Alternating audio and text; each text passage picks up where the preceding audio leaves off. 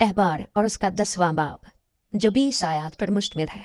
और नदब और अबीहू ने जो हारून के बेटे थे अपने अपने बखूर दान को लेकर उनमें आग भरी और उस पर और ऊपरी आग जिसका हुक्म खुदावंद ने उनको नहीं दिया था खुदावंद के हुजूर गुजरानी। और खुदावंद के हुजूर से आग निकली और उन दोनों को खा गई और वो खुदावंद के हुजूर मर गए। तब मूसा ने हारून से कहा, ये वही बात है जो खुदावंद ने कही थी कि जो मेरे नजदीक आए जरूर है कि वो मुझे मुकद्दस जाने और सब लोगों के आगे मेरी तमजीद करे। और हारून चुप रहा। फिर मूसा ने मिसाइल और अलसफन को जो हारून के चचा उजियल के बेटे थे बुलाकर उनसे कहा, नजदीक आओ और अपने भाइयों को मकदिस के सामने से उठाकर लश्करगाह के बाहर ले जाओ। बस वो नजदीक गए और उन्हें उनके कुर्तों समेत उठाकर मूसा के हुक्म के मुताबिक लश्करगाह के बाहर ले गए। और मूसा ने हारून और उसके बेटों अलीअज़र और इत्मर से कहा कि ना तुम्हारे सर के बाल बिखरने पाए और ना तुम अपने कपड़े फाड़ना, ताकि ना तुम ही मरो और ना सारी जमात पर उसका गजब नाजिल हो। पर इसराइल के सब घराने के लोग जो तुम्हारे भाई हैं उस आग पर जो खुदावंद ने दगाई है नोहा करे।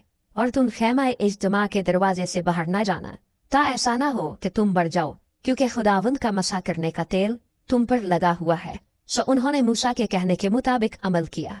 और खुदावंद ने हारून से कहा कि तू या तेरे बेटे मैं या शराब पीकर कभी खैमा इज्तिमा के अंदर दाखिल ना होना, ताकि तुम मर ना जाओ। ये तुम्हारे लिए नस्ल दर नस्ल हमेशा तक एक कानून रहेगा, ताकि तुम मुकद्दस और आम अशिया में और पाक और नापाक में तमीज कर सको और बनी इसराइल को वो सब आइन सिखा सको जो खुदावंद ने मूसा की मार्फत उनको फरमाए हैं।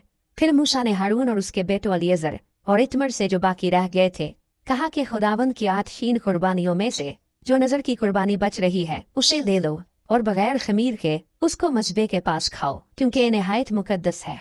और तुम उसे किसी पाक जगह में खाना, इसलिए कि खुदावंद की आतशीन कुर्बानियों में से तेरा और तेरे बेटों का ये हक है, क्योंकि मुझे ऐसा ही हुक्म मिला है।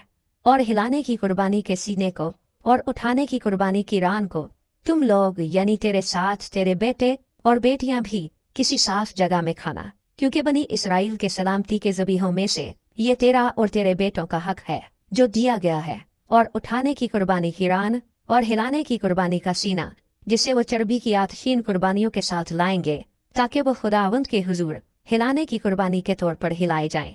ये दोनों हमेशा के लिए खुदावंद के हुक्म के मुताबिक तेरा और तेरे बेटों का हक होगा। फिर मूसा ने खता की कुर्बानी के बकरे को जो बहुत तलाश किया तो क्या देखता है कि वो जल चुका है।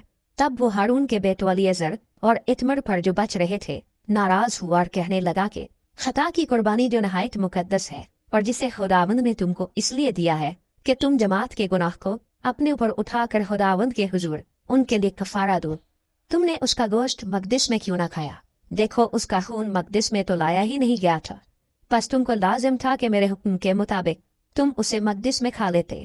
तब हारून ने मूसा से कहा, देख आज ही उन्होंने अपनी खता की कुर्बानी और अपनी सौख्तनी कुर्बानी खुदावंद के हुजूर गुजरानी और मुझ पर ऐसे ऐसे हादसे गुजर गए। बस अगर मैं आज खता की कुर्बानी का गोश्त खाता तो क्या ये बात खुदावंद की नजर में भली होती? जब मूसा ने ये सुना तो उसे पसंद आया।